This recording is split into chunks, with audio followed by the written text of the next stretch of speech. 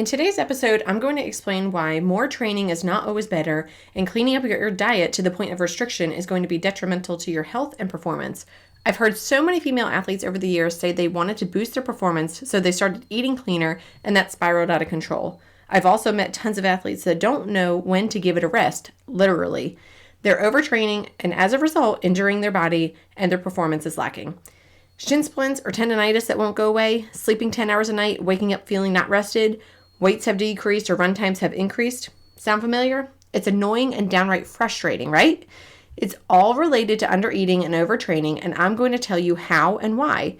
You'll get all the dots connected for you today, and I'll give you several practical tips to pull yourself out of this mess once and for all. So grab your smoothie, pen and paper, and let's do this. Do you wish you could look like you train as much as you do? Are you sick of scouring the internet for sports nutrition tips only to find information tailored to men? Do you wish there was a simple solution to fueling your body for your activity level? Are you ready to find freedom with food? It is possible to have balance between fueling your body for your sport and for enjoyment, and it's not as complicated as you may think. Can we say hello, food freedom? There's a way to have it all and eat your cake too, and I'm going to show you how. Hey, I'm Kristen, a former multi-sport athlete, a sports dietitian, personal trainer, and Jesus lover. In this podcast, you will find practical, sustainable fueling tips for female athletes that will set you free from diet culture, an ever-changing set of nutrition rules, underfueling, and underperforming. You'll learn how to put together a fueling plan that works for you, that doesn't require all the rules, tracking every morsel of food you consume, letting food consume your every thought, with Jesus at the center of it all. If you're ready to find a sustainable nutrition plan that works for you with your active lifestyle and is tailored to your unique physiology, break free from diet culture, and finally feel comfortable in your own skin, this podcast is for you. Whip up that smoothie, lace up your shoes, and let's jump in. So many females have told me over the years that they decided to clean up their diet, cut some things out that weren't that good for them to make their diet healthier, and so that they would have better performance during their training and ultimately their sport. And then unfortunately, it kind of spiraled out of control and they wound up going too far the other way. They wound up restricting too much, and then that went into some disordered eating, or they just wound up losing a bunch of weight and their performance really suffered, and they realized that really wasn't the answer. And that's what today's episode is all about: the case against undereating and overtraining. So let's talk about undereating. What is undereating? Undereating is basically where you are not eating enough to fuel your day-to-day activities as well as your sport. So one of the ways that you can figure this out is know what your resting metabolic rate is first and foremost. I use a specific equation for athletes, which is called Mifflin-St. Jeor. You can Google it, but I will also drop the link below. And that equation is going to tell you what your resting metabolic rate is, which is the amount of calories that you burn at rest. And then from there, you can look at, if you wear a watch like a Garmin or an Apple Watch or a Fitbit, it'll tell you how many calories approximately you're burning from exercise and walking and that type of thing. So that's not a perfect solution, but it is going to give you a pretty good idea of how much you're burning over the course of the day. From there, I would suggest keeping track of what you are eating on a day-to-day basis for like 3 days or so. I would write it down first and then go back and use a program like chronometer.com to calculate how much you are actually taking in and compare that to the amount of calories that you're expending. And that'll help you to understand if you are under eating or not. And if you are eating your resting metabolic rate in the amount of calories or even below, so let's say your resting metabolic rate is 1,500 calories a day just to keep you alive, and you're eating 1,400 calories a day, and then you're training, let's say 5 days a week, and you're burning 400 calories each time, well, clearly that's going to be over your 1,500 calories a day. So, and you're also eating less than what you require to just keep you alive. So that's a problem. That is going to be under eating.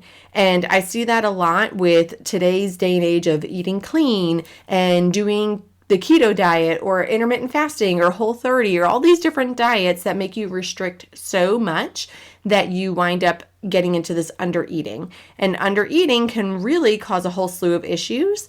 And I talked about this a lot in my not my last episode, but the episode before that, which was on Red S. And that's relative energy deficiency in sport, where you are just not taking in enough to support your sport. So you're going to see things like hormonal imbalances. You're going to get a disruption to your period. You're going to get different nutrition deficiencies like an iron deficiency, or it could be B12 deficiency. It's going to affect your mood, your mental focus. It can affect your energy levels. It can affect your libido, your ability to sleep well at night. It's really a really long list. So I would make sure that you're checking out that episode on Red S, and you'll get that whole list, and you can kind of compare where you are compared to that list. Now let's talk about overtraining. So overtraining is just as bad as undereating. So that's where you're doing too much activity. And I also hear this a lot where people said, oh, well, I need to train more if I want to get better at my sport. And depending on how much you're training already, that could be true, but most often it's actually not. So what winds up happening is people think that more is better, and that's not always the case, that more is better. So sometimes your body just literally needs a rest, and you actually would benefit from getting a rest, and your body will perform better from resting. Whereas if you just keep pushing, it's like you're staying up till 3 a.m. to try and cram for a test the next morning, and you have to get up in 3 hours. Well, at 3 a.m., like, you can't even think straight because you're so tired, so you might as well just go to bed. And it's the same thing with overtraining. You need to take some time off. You need to have an off season. You need to have, a week of easy workouts. Look at any professional athlete. They always have an off season. Like the NFL, for example, they're always going to have an off season. They're not going to be training for football year round. That's crazy because it's too much for your body. And that's the same thing with your sport. Even if you're a recreational athlete, or you are in a collegiate program, or you're a high school athlete, whatever, you don't want to just keep pushing and keep training. Or let's say you have a training plan from your coach, but then you're doing additional workouts on top of that. Probably not a good idea. You want to talk to your coach about that. So problems that can arise from overtraining are physical injuries, hormonal imbalances. So again, getting irregular periods. You can have different problems like your bone health would be decreased. You're going to have poor performance. Also, you're going to get fatigue, just extreme tired. You're going to get burned out on your sport and just burned out in life, to be honest. A weakened immune system, so you're going to be getting sick a lot. And then things like anxiety, depression, mood swings, and your mental well-being can just start to decrease. And honestly, your motivation to do anything can decrease. Same as undereating, you're going to get just sleep disturbances and then nutritional deficiencies. So they're very similar in their symptoms, and oftentimes they go hand in hand. So your body really needs rest and recovery. You need this for muscle repair, especially with exercise and strength training, because that causes micro tears in the muscle fibers, and rest allows the body to repair these fibers, leading to muscle growth and increased strength. So does nutrition, making sure that you are eating enough. That's going to help to fill in those little micro tears, build the body back up, and that's how you are actually going to get better from your sport. Your body's going to build that muscle back up, and that's how you get adaptation from your training. You also are going to need energy restoration. So when you're active, you're going to be depleting your glycogen stores, and that is your storage form of carbohydrates in your muscle and your liver. So you need the recovery time so that you can replenish those glycogen stores, and also you're going to need to eat to replenish those glycogen stores so that you can optimally recover from your training session and then be ready for your next training session. Also, if you are properly resting and recovering, you are going to be preventing injuries. of course, if you're just pushing, and you're overusing the same muscles or same ligaments or joints, and you're never giving them a chance to get a break, they're eventually just going to wear out. And so you need to give yourself some time off for that. As we mentioned, hormonal imbalances can occur from overtraining and undereating. So giving yourself some rest is going to help to put your hormonal balance back into balance. So this would be things like cortisol, which is your stress hormone, and testosterone. I have met several females that actually tested low for testosterone, and you wouldn't think that that would even be a concern for a female athlete, but it actually is.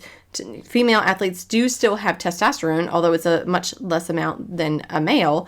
But if you are low in testosterone, then you're really going to be feeling tired. Your strength is not going to be nearly what it should be. You're not going to be able to perform as well during your training sessions. And then cortisol, that can be off. You've probably heard of by now something called adrenal fatigue. And adrenal fatigue, some people claim that it's not real. Basically, it's just overtraining and undereating is what it is, or you are overdoing it in life if you're not an athlete. So your adrenal glands are going to release cortisol, and cortisol is that stress hormone that your body is going to use for just about every process in your body. And so if you are taxing your body so much, eventually your adrenal glands just kind of like peter out, and they're not going to be releasing the cortisol that your body needs. And so the only way to get past that is to make sure that you are resting and recovering. I actually have a autoimmune condition called Addison's disease, which is like adrenal fatigue on steroids. So it's an autoimmune condition. My body has attacked my adrenal glands, and my adrenal glands are basically non-existent at this point, and I don't produce any cortisol. And so I have to take steroids 3 times a day, every single day, to replace the cortisol that my body does not make. That had been going on for several years, and I had no idea. I just know that I was feeling more and more terrible, more and more tired, and it got to the point where I was literally crawling on the floor because I was so tired I could not stand up and walk anymore. That was actually the day that I went into the hospital for the second time and was admitted right away because I had Addison's disease. So I know that very, very well, unfortunately. Your immune system, if you are giving it the rest and the recovery that it needs, your immune system will actually improve, and you will be less likely to get sick because rest and recovery ties right into your immune system. You're also going to get that nice mental recovery and also performance enhancement. So let's talk about some myths of performance enhancement. So myth number 1 is eating less leads to faster weight loss. So in reality, severe calorie restriction can actually slow your metabolism and lead to muscle loss, making it harder to maintain weight loss long term. The reason for that is your fat stores are your ultimate reserves. Your body does not want to burn off your fat stores. So instead, what it'll do is it will actually use your own muscle mass as a fuel source instead of your fat stores. And what will happen is you will get to that quote unquote term of skinny fat. Skipping meals. This is myth number 2. Skipping meals is an effective weight loss strategy. Unfortunately, skipping meals can lead to increased hunger, potential overeating or binge eating later, nutritional deficiencies, plus for females, especially female athletes, you are now putting too much stress on your body, and this leads us back to cortisol. Your adrenals are going to be pumping out cortisol, and that is not going to be helping you because now you can get into that adrenal fatigue or, again, overtraining, undereating scenario, and you wind up shooting yourself in the foot, unfortunately. Plus, you could actually wind up gaining some more fat because of all that cortisol just dumping. Myth number 3, all calories are equal, so it doesn't matter what you eat. Unfortunately, that's not true either. And, there's a lot of misinformation on the internet now where it's like, oh, there's no bad food. And that's true. There's no bad food. But that doesn't give you a ticket to just go ahead and eat whatever you want. Nutrient quality does matter, and whole foods are going to provide essential vitamins and minerals that processed foods lack. So that's going to impact your overall health and performance. So it really is a balance of fueling your body on those whole foods, but then sprinkling in those treats as you would like them. The next myth is carbs are the enemy and should be avoided. Unfortunately, that's not true either. Carbohydrates are, or maybe fortunately, carbohydrates are a primary energy source for athletes, and healthy carbs are essential for optimal performance and recovery. And I've done a podcast episode on this as well, and I highly recommend that you check that out. All right, another myth. Women should eat significantly less than men to maintain their weight. So caloric needs actually vary by individual, regardless of gender, and they are based off of activity level, body composition, and metabolic rate. For the most part, women are going to require a little bit less than men, but I know some females that eat more than men do, and that really just depends on your activity level. So don't just think, oh, well, because I'm a female, I should only be eating 1,500 calories a day, and 2,000 or 2,500 or even maybe 3,000 calories just sounds like so much. All right, so let's talk about some myths about overtraining. The first myth is more training always leads to better results. And the reality is overtraining can actually lead to diminished returns, fatigue, injury, and hindering performance rather than enhancing it. Myth number 2 is you can train through fatigue and pain. And the reality here is ignoring signs of fatigue or pain can actually worsen injuries and lead to long-term damage. So if you have an injury and it's a nagging injury that will not go away, it's probably because you are overtraining and or undereating. Myth number 3 is only elite athletes can overtrain. That is really not true. Anyone, regardless of your skill level, can overtrain if proper recovery and training balance are not maintained. Myth number 4 is rest days are a sign of weakness. Rest days are crucial for recovery and overall performance. They are essential for long-term success and health. Just think about it with sleeping. We have to sleep at night. It is a basic need, and rest days are also a basic need. The last myth is supplements can replace the need for recovery. Wow, I could probably write a book on this. So supplements can support nutrition, but they cannot replace the benefits of proper rest and recovery and proper nutrition. You cannot just add supplements into your diet when your diet is all out of whack, you're not eating enough, and it's not balanced, or you're just going crazy with your training. Supplements are not going to solve all your problems. So let's talk about what you can practically do to work through all of this, the undereating and the overtraining if you're struggling with it. So first is to have a plan in place as far as fueling your body. And I highly recommend that you go back and listen to my last podcast episode, which is crafting the ultimate balanced meal plan. I talk about how to balance your plate based off of your training load for that day.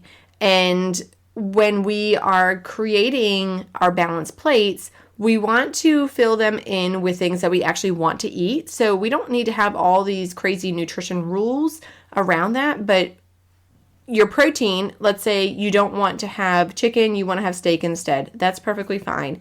For your carbohydrate, you don't want to have rice, you want to have potato. That's perfectly fine. You get the idea. But it talks about how to balance your plate and what the ratios should be of your carbs to protein to fat, fruits, vegetables, based off of what your training load is. So I highly recommend listening to that episode so you can get that part figured out. Also, if you feel like you need more help on that, I highly recommend you check out my course, which is called the Sustainable Sports Nutrition Academy. And that talks about how to balance your plate in a little bit more detail, but also how to figure out what your macronutrients are if you're a numbers person, how to, fill in the blanks as far as what your proteins, your carbs, your fats, fruits and vegetables are, what a whole list of different options are that you can have, how to figure out what foods you can have on hand, how to prep some food so that you're not constantly cooking every single meal, what to do when you're eating out on the go or eating on the run, all those types of things. I get into so much detail with that program, and you will really learn everything that you need to know from A to Z when it comes to sports nutrition. And I am offering a 2-week trial for just $1. So highly recommend checking that out, and I will give you the link for that as well. But let's talk about some practical tips for avoiding overtraining. So number 1 is listen to your body. You want to pay attention to signs of fatigue, pain, or decreased performance. And if you feel really tired or sore, it may be time to rest or modify your training. If you have a coach, I highly recommend you talk to your coach about this and alter your training schedule so that you can incorporate some type of rest. The second one is incorporating rest days. So you want to make sure that you're scheduling regular rest days into your training plan. So you need to aim for at least 1 full rest day per week. And some people are like, hold on a second, am I supposed to just literally sit on the couch? And you don't have to just sit on the couch. You can incorporate active recovery days, but you want it to be something really light, like walking or yoga. You don't want to just go full bore and 7 days a week you're training. That's just going to backfire on you. The next one is to vary your workouts. So you want to make sure that you're mixing up your training routine to include different types of workouts. So strength training, cardio, flexibility, and vary the intensity levels. And that can prevent overuse injuries and keep your routine also engaging so you're not getting bored. Again, if you have a coach, I would talk to them about it. But if you're creating your own training plan, that's definitely something that you want to incorporate in there. Next is incorporating gradual progression with your trainings. So you want to make sure that you're increasing the intensity, the duration, or the frequency of your workouts gradually. I see people that just jump right into CrossFit when either they haven't been doing any type of exercise or they have been doing some exercise, but they had an injury and they had to take some time off. And then they just kind of like jump back into their normal training routine or something like CrossFit, or back in the day, it used to be P90X. People were getting injuries left and right. You can't do that. It has to be a gradual progression. And so a common guideline is to increase any training variable by no more than 10% per week. So to put that in perspective, like if you are doing bicep curls and you're doing 10 pounds, you don't want to increase the weight by more than 10% per week. Or if you're doing 10 reps of bicep curls, you don't want to increase the number of reps by more than 10%. You get the idea. Next is to prioritize your sleep. And I mean prioritize your sleep. Aim for 7 to 9 hours of quality sleep per night. If you do not know how much sleep your body needs, I would make sure that you are keeping a journal. You can write it down. You can say, I went to bed at this time and I woke up at this time and I felt good during this sleep. I woke up rested, or I felt like garbage, or whatever. And if you really are not able to figure that out on your own, you can use a Fitbit or an Apple Watch, and then you could even go as far as a Whoop band, and that will tell you all about your sleep and how you're recovering. But sleep is crucial for recovery, hormone regulation, and overall performance. So prioritize sleep, really, truly. Next is focus on nutrition. We talked about that, but making sure that you are consuming a balanced diet with adequate calories, protein, carbohydrates, and healthy fats, and really balancing your plate. So like I said, recommend going back and listening to that podcast episode. It was the last podcast episode, which is the ultimate balanced meal plan for female athletes. Also, you want to make sure that you're staying hydrated. So make sure that you're drinking plenty of water before, during, and after your workouts. So dehydration can lead to fatigue and decreased performance. And just an easy rule of thumb, this is not, the end all be all, but if you're not drinking at least half of your body weight in ounces of fluid per day, you are probably dehydrated. Okay, make sure that you're setting realistic goals for yourself. I run into this problem a lot where I get people contacting me and they want to, let's just say they want to lose body fat and gain muscle, and they expect that they're going to be looking like Barbie or I don't know, somebody on Instagram that's been training for years, and they're going to look like that in 3 months. That is not realistic. Unfortunately, this all takes time, and I don't care if you see on the internet someone saying, oh, I changed my physique in just 12 weeks or whatever.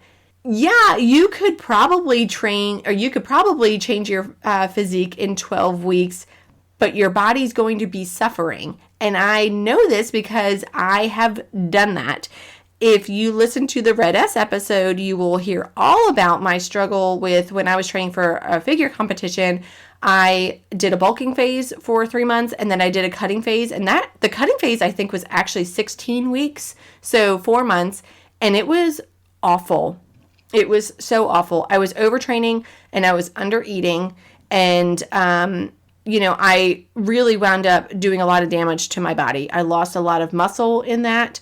I had huge hormonal swings and, fluid shifts in my body. It was awful. So realistically, for you to lose body fat, gain muscle, whatever, it takes time. And it really, people want to know, well, how much muscle can I gain per week? Honestly, maximum is probably about a pound of muscle per week. And that's if you're doing everything right. And if you want to lose body fat, that number, if you're an athlete, is probably going to be more in the half a pound range per week. And it may not even be that. It might only be a quarter of a pound. We really want to focus on our performance over aesthetics. If this feels like so much, like I know that I'm struggling with this and I don't even know what to do, I don't know where to start, the best place for you to start is to check out the Sustainable Sports Nutrition Academy. It's all about how to eat in a sustainable way, how to fuel your body, but then also train in a sustainable way. If you don't actually have a resistance training plan to follow, there's a resistance training plan in there included for you, and it walks you through how to implement all the tools that you need as far as nutrition, like how to put together that day-to-day eating plan for yourself, how to figure out what you should be eating before and after a training session, how to eat on the go, how to meal prep and grocery shop and all those types of things. And it gives you all the details that you need to know for yourself. So I highly suggest checking that program out. Like I said, you can check it out for a 2-week trial for just $1. And I also recommend going back and listening to these podcast episodes that I mentioned because they really tie into today's episode. Hey friend, if this podcast inspired you, encouraged you, or changed you, I would love for you to leave me a review and share it with a girlfriend who will find it helpful or inspiring. That is the best way you can thank me and help me share my knowledge so I can help more people just like you. I'm so thankful that you spent this time with me today, and I'd love to connect with you. Join my Facebook group, Female Sports Nutrition, or send me a DM on Instagram, or hop on over to my website, elitenutritionperformance.com. I'll see you back here next week.